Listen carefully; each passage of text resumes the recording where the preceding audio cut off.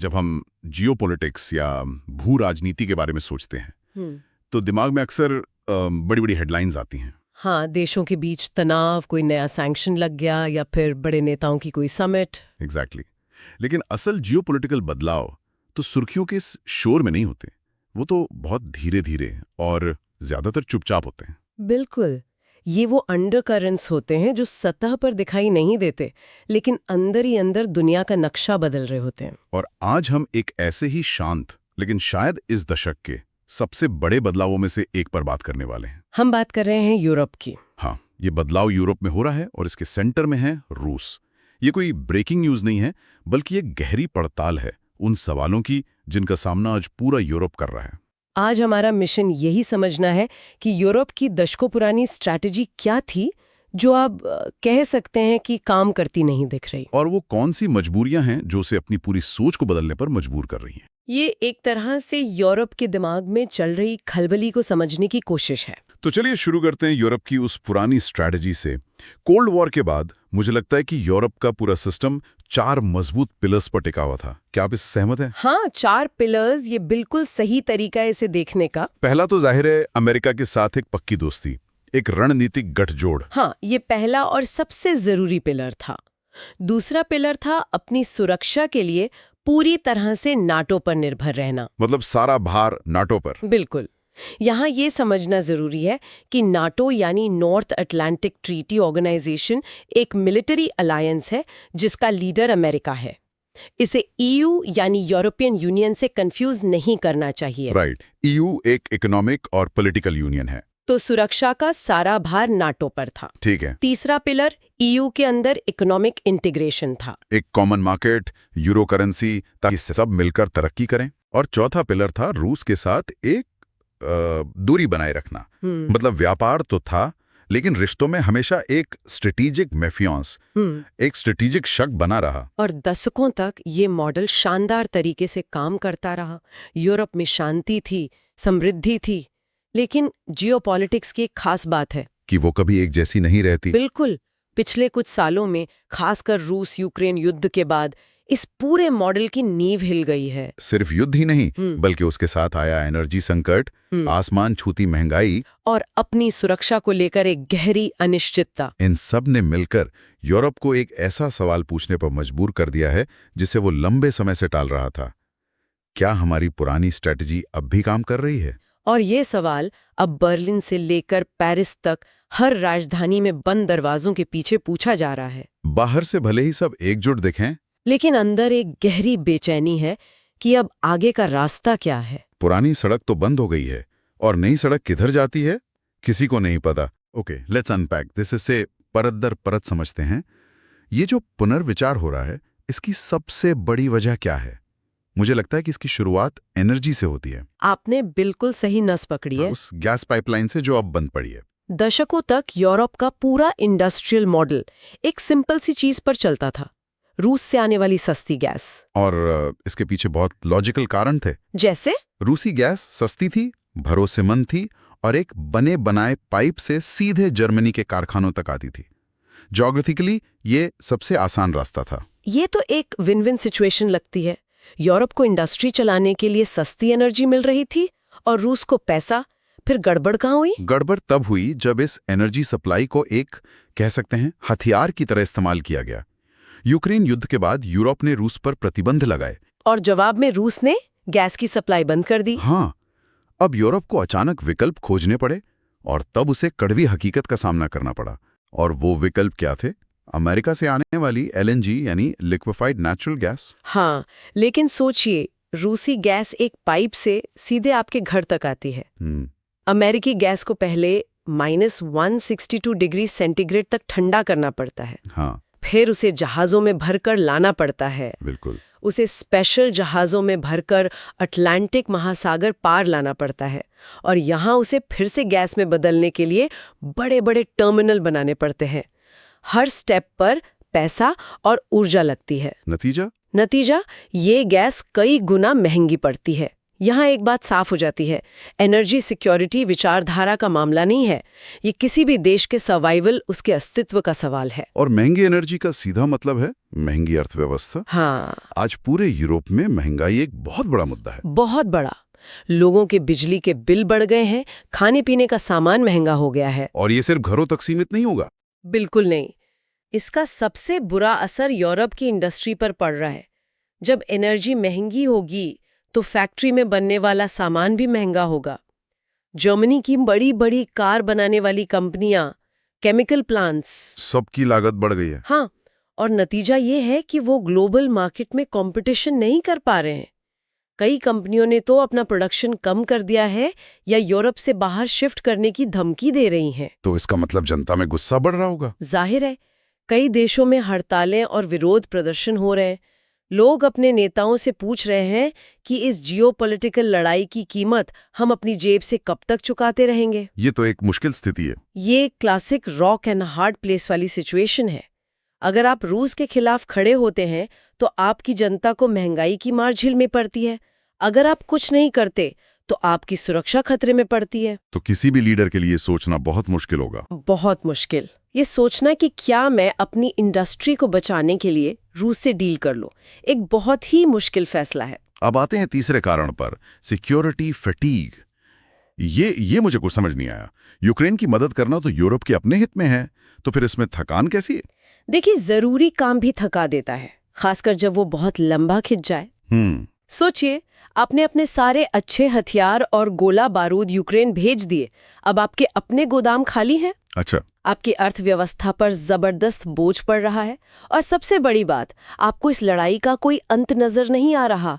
ये एक ऐसी मैराथन है जिसका फिनिश लाइन ही नहीं पता। इसी को सिक्योरिटी फटीग कहते हैं। हाँ। तो जो यूरोपीय रणनीतिक स्वायत्ता की बात होती थी कि यूरोप अपनी सुरक्षा खुद करेगा, उसका क्या हुआ? वो बात अब और भी दूर की कौड़ी लगती है। इस युद्ध ने दिखाया है कि यूरोप अपनी सुरक्षा के लिए अमेरिका पर पहले से भी ज्यादा निर्भर हो गया है। मतलब आत्मविश्वास बढ़ने के बजाय एक तरह की थकान और लाचारी पैदा हुई है। उन्हें समझ आ रहा है कि वो इस तरह के लंबे संघर्षों के लिए तैयार नहीं है। और ये हमें सीधे रूस यूक्रेन युद्ध के असल असर पर लाता है। बाहर से देखने पर ये रूस बनाम यूक्रेन की लड़ाई लगती है, लेकिन असल में इसके सबसे गहरे परिणाम तो यूरोप भुगत रहा है। बिल्कुल। इसके सीधे परिणाम यूरोप पर पड़ रहे हैं। पहला, लाखों यूक्रेनी शरणार्थियों का दबाव, जिनकी देखभाल की जिम्मेदारी यूरोपीय देशों पर है।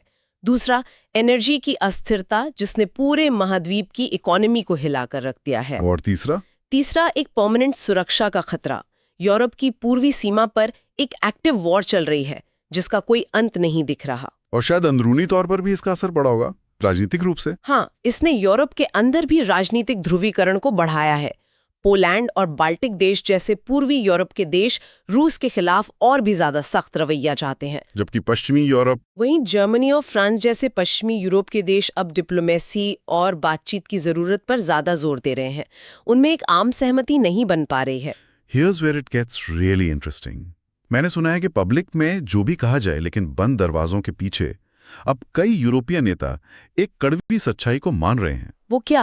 वो ये कि इस युद्ध को मौजूदा कीमत पर अनिश्चित काल तक जारी नहीं रखा जा सकता। ये बिल्कुल सच है, और यहाँ एक बात साफ करना बहुत जरूरी है। बताइए।